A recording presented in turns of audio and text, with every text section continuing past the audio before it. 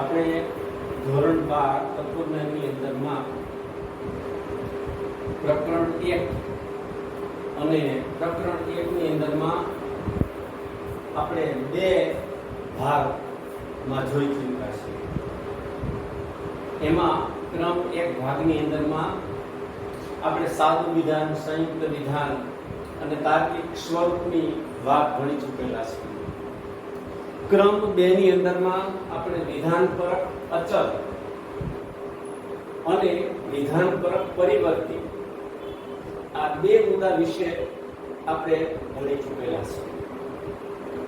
ત્યાર પછી આપણા ધોરણ 12 ના અભ્યાસક્રમની અંદરમાં આગળ વધીએ તો ખૂબ અગત્યનો મુદ્દો આવે છે કે 5 તાર્કિક કારકોનું તાર્કિક સ્વરૂપ। આપણે ધોરણ 11 ની અંદરમાં 5 પ્રકારના સંયુક્ત વિધાનોની વાત આપણે ભણી ચૂકેલા છે અને એ મુદ્દાને અહીંયા આની સાથે સંબંધ છે। બોર્ડની પરીક્ષામાં એક ગુણનો પ્રશ્ન ઘણી વખત સીધો આ મથાળા સાથે સંકળાયેલો હોય છે કે તાર્કિક કારકોની સંખ્યા કેટલી હોય છે। હમણાં જ તાજેતાજું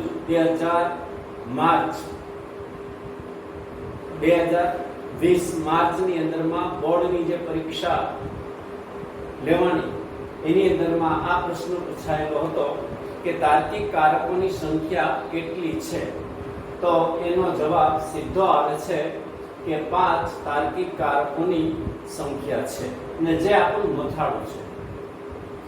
આ 5 તાર્કિક કારકો વિશે ધોરણ 11 ની અંદરમાં આપણે ભણી ચૂકેલા છે।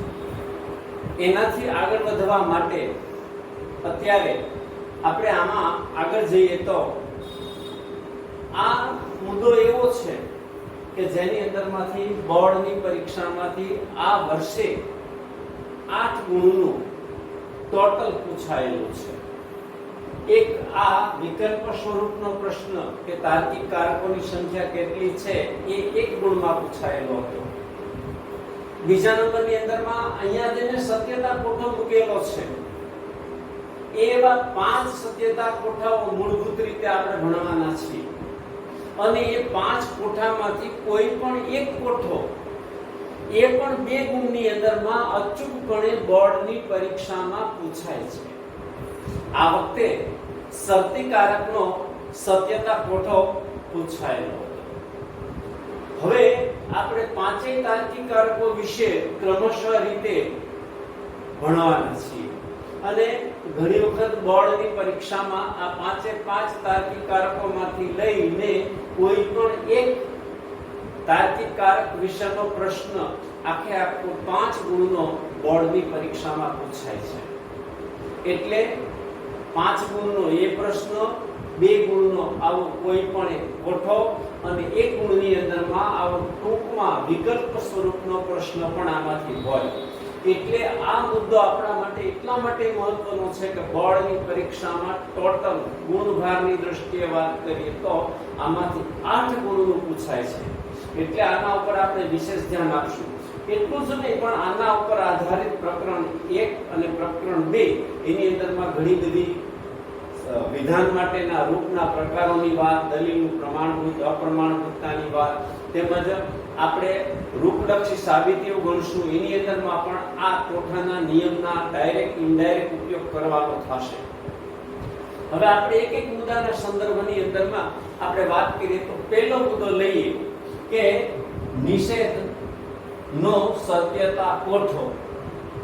એટલે આખો પ્રશ્ન આમ થાય કે નિષેધનું સત્યતા કોઠો જણાવીને તેનું તાર્કિક સ્વરૂપ સમજાવો। એવો 5 ગુણનો પરીક્ષાની અંદરમાં બોર્ડની પરીક્ષામાં પ્રશ્ન પૂછાઈ શકે છે। એમાં પહેલો મુદ્દો નિષેધનો સત્યતા કોઠો। હવે નિષેધનો સત્યતા કોઠો તો આ પ્રમાણે આપણે લખવાનું છે। અહીંયા ઘટકરૂપ વિધાન અને તેનું સત્યતા મૂલ્ય. ક્રમ 2 ની અંદરમાં સંયુક્ત વિધાન અને તેનું સત્યતા મૂલ્ય. આપણી ટેક્સ્ટની અંદરમાં ક્રમ 1 અને 2 નથી આપ્યું, પણ આપણે સમજવા માટે, યાદ રાખવા માટે અહીંયા ક્રમ 1 અને 2 આપશું. આ સ્તંભ ઉપરની લાઈન બનશે, એને આપણે સ્તંભ કહેશું, ઉપરથી નીચેના ભાગની, અને ડાબીથી જમણી કે જમણીથી ડાબી બાજુના ભાગની અંદરમાં જે લાઈનો આવે એને આપણે હરોળ કહેશું. એટલે સ્તંભ 2 બન્યા અને અહીંયા હરોળની સંખ્યા પણ 2 આવેલી છે. એમાં ઘટકરૂપ વિધાન અને તેનું સત્યતા મૂલ્ય, તો ઘટકરૂપ વિધાન આપણું p છે અને એનું મૂળભૂત સત્યતા મૂલ્ય થાય છે t અને f. હરોળ નંબર 1 ની અંદરમાં t આવે છે, હરોળ નંબર 2 ની અંદરમાં f આવે છે. હવે એનો નિયમ એવો જણાવે છે કે નિષેધમાં સત્ય હોય તો અસત્ય, અસત્ય હોય તો સત્ય. ટૂંકમાં કહીએ તો t નું f અને f નું t. આપણે જોઈએ હરોળ નંબર 1 માં t છે, તો અહીંયા એનું સત્યતા મૂલ્ય આપણને પ્રાપ્ત થઈ ગયું 1.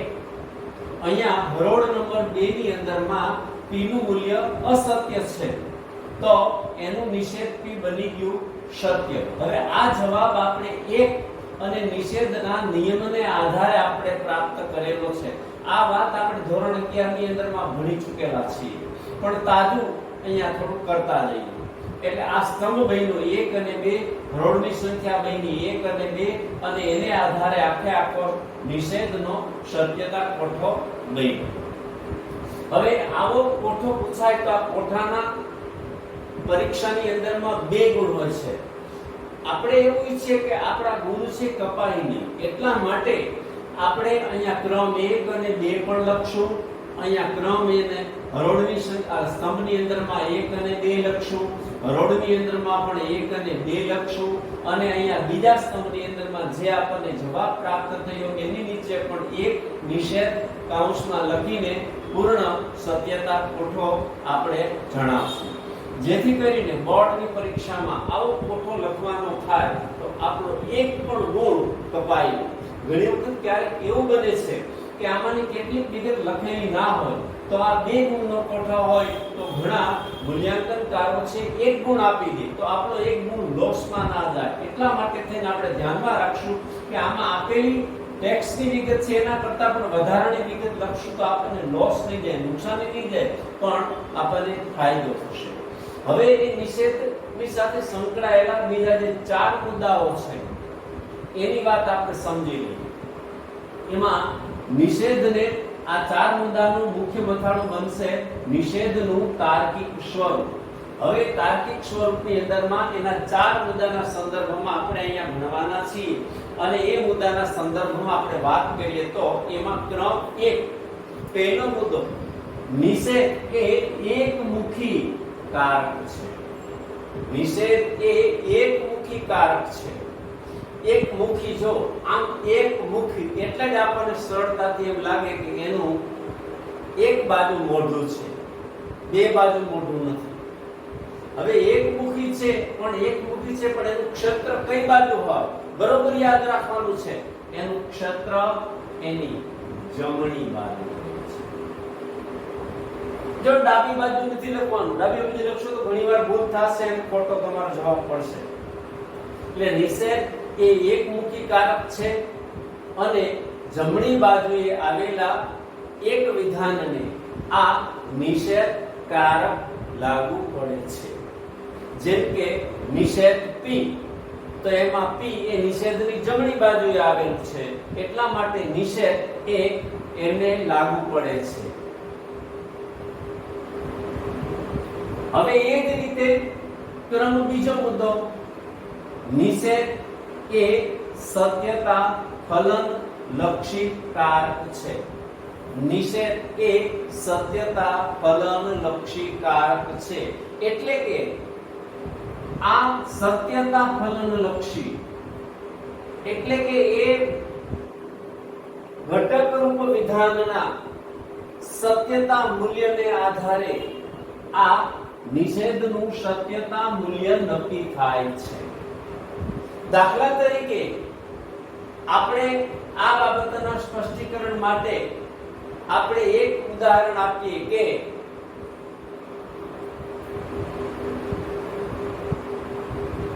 રાવણ શૂરવીર નથી. હવે આમાં રાવણ શૂરવીર, જો આ વિધાન સત્ય તો શૂરવીર નથી, આ વિધાન અસત્ય બને. હવે એ જ રીતે માની લે કે રાવણ શૂરવીર એ વિધાન અસત્ય તો શૂરવીર નથી એનું આખે આખું વિધાનનું સત્યતા મૂલ્ય બની જાય સત્ય. એટલે આપણે નક્કી કર્યું આખા વિધાનનું મૂલ્ય, પણ કોને આધારે? તો કે એની અંદરમાં આવતું ઘટકરૂપ વિધાન એ સત્ય છે કે અસત્ય છે એને આધારે સમગ્ર વિધાનનું સત્યતા મૂલ્ય આપણે નક્કી કરીએ છીએ. ને એટલા માટે નિષેધ એ સત્યતા ફલનલક્ષી કારક છે એમ આપણે કહી શકીએ. તમારી ટેક્સ્ટમાં બીજું ઉદાહરણ આપેલું છે કે સુભાષ બાબુ જીવિત છે. જો એ વિધાન સત્ય તો સુભાષ બાબુ જીવિત નથી એ વિધાન અસત્ય બને. અને એ જ રીતે સુભાષ બાબુ જીવિત છે એ વિધાન અસત્ય તો સુભાષ બાબુ જીવિત નથી એ વિધાન એ સત્ય બની જાય છે. એટલે આ પ્રમાણે સત્ય અને અસત્ય નું આપણે સત્યતા મૂલ્ય નક્કી કરી શકીએ છીએ કે નિષેધ. નિષેધથી રૂપમાં રજૂ થયેલ વિધાન સત્યતા ફલન લક્ષી સંયુક્ત વિધાન છે. હવે આમાં આપણે યાદ રાખવા માટે વિદ્યાર્થી મિત્રો કાઉન્સમાં કહું તો આની અંદરમાં એના સત્યતા મૂલ્યના નિયમની વાત આવે છે.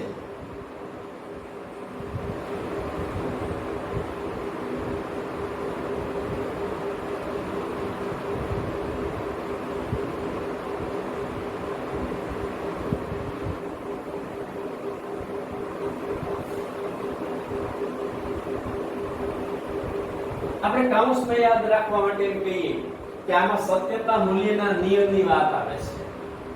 એટલે એમ કહેવા માંગે છે કે નિષેધ P રૂપમાં રજૂ થયેલા વિધાનમાં જો P વિધાન છે એ સત્ય હોય તો નિષેધ P એ અસત્ય બની જાય. અને એ જ રીતે નિષેધ P રૂપમાં રજૂ થયેલું વિધાન જો P ના સ્થાને મૂકેલું વિધાન છે એ અસત્ય બને તો તેનું નિષેધ P એ સત્ય બની જાય છે.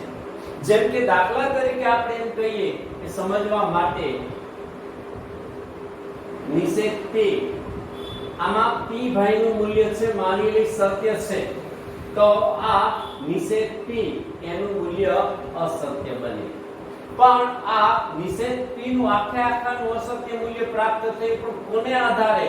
તો કે આ P ના મૂળભૂત સત્યતા મૂલ્યને આધારે. હવે એ જ રીતે માની લઈ નિષેધ P અને આમાં P ભાઈ છે એ અસત્ય છે તો આનું નિષેધ છે એ સત્ય બની જાય. પણ આ સત્ય હોવાનો નિર્ણય આપણે કોને આધારે કરીએ? આ P વિધાન અસત્ય છે એટલા માટે. એ જ રીતે આ અસત્ય હોવાનો નિર્ણય આપણે કોને આધારે કરીએ છીએ? આ P સત્ય છે કેટલા માટે. એટલે મૂળ વિધાનના સત્યતા મૂલ્યને આધારે સમગ્ર વિધાનનું સત્યતા મૂલ્ય નક્કી થાય છે. ને એટલા માટે નિષેધ P રૂપમાં રજૂ થયેલું વિધાન એ સત્યતા ફલનલક્ષી સંયુક્ત વિધાન છે એમ આપણે કહી શકીએ છીએ. આ નિષેધના મુદ્દાની અંદરમાં છેલ્લો મુદ્દો નિષેધનું લક્ષણ. આની અંદરમાં નિષેધ P તો P નહીં તેવું વાંચન થાય.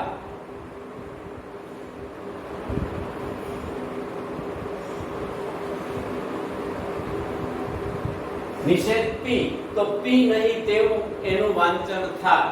અને ફરી પાછી વાત આ સત્યતા મૂલ્યના નિયમની વાત આવે કે P ના સ્થાને મૂકવામાં આવેલું વિધાન સત્ય તો નિષેધ P અસત્ય બને.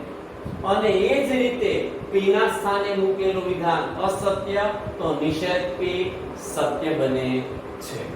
અહીંયા આપણે આ નિષેધ નું તાર્કિક સ્વરૂપ એની વાત આપણે પૂર્ણ કરીએ છીએ. ફરી પાછા મળશું ત્યારે આની અંદરમાંથી 5 તાર્કિક કારકોમાંથી આગળના બીજા તાર્કિક કારકની એટલે કે સમુચ્ચયની વાત કરશું.